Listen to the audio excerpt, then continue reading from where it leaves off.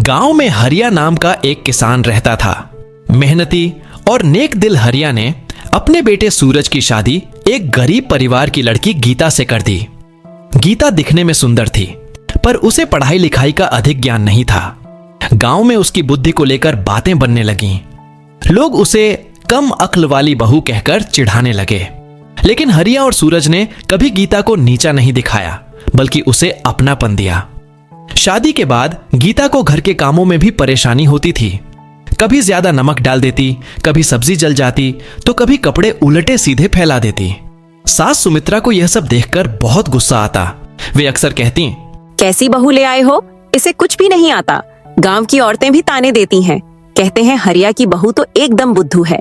गीता को यह सब सुनकर बुरा लगता, लेकिन वह चुपचाप सब सहन करती और अपनी गलतियों से सीखने की कोशिश करती। सूरज समझदार था। वह अपनी पत्नी को ताने देने के बजाय उसे सिखाने की कोशिश करता। एक दिन गांव की एक पड़ोसन आई और मजाक में पूछ बैठी, बहू बताओ, तुम्हारे मायके में ज्यादा अक्लमंद लोग हैं या ससुराल में? गीता भोलेपन से बोली, मेरी माँ कहती थी कि मेरी अक्ल कम है, इसलिए उन्होंने मुझे यहाँ भेज दिया। अगर ज्यादा होती तो कहीं और भेजते।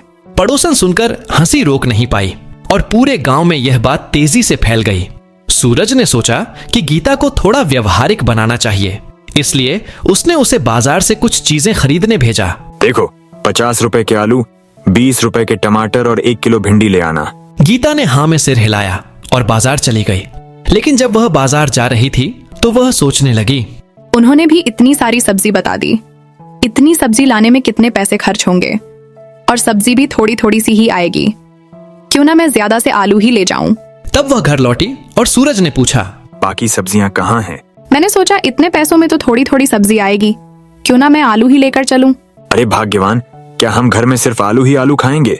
उस दिन गीता ने सोचा कि वह हर बार गलती करती है। अब वह आगे से हर चीज का अच्छे से ध्यान रखेगी। समय बीतने लगा। गीता ने धीरे धीरे घर के कामों को सीख लिया और खेतों के काम में भी सूरज का हाथ बटाने लगी।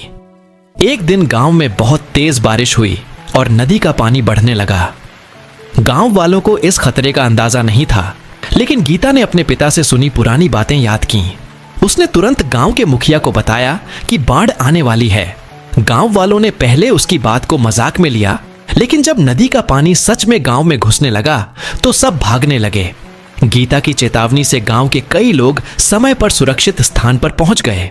मुखिया ने सबके सामने कहा, जिसे हम कम अक्ल वाली समझते थे, उसी ने आज गांव को बचाया। अब गांव में गीता को पहले की तरह कोई नहीं चिढ़ाता था। सब उसकी समझदारी की तारीफ करते।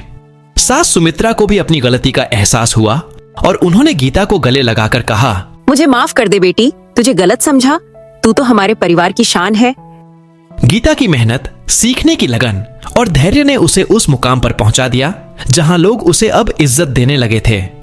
उसने सिद्ध कर दिया कि कोई भी व्यक्ति जन्म से बुद्धिमान या मूर्ख नहीं होता, बल्कि समय और अनुभव से सब कुछ सीखा जा सकता है।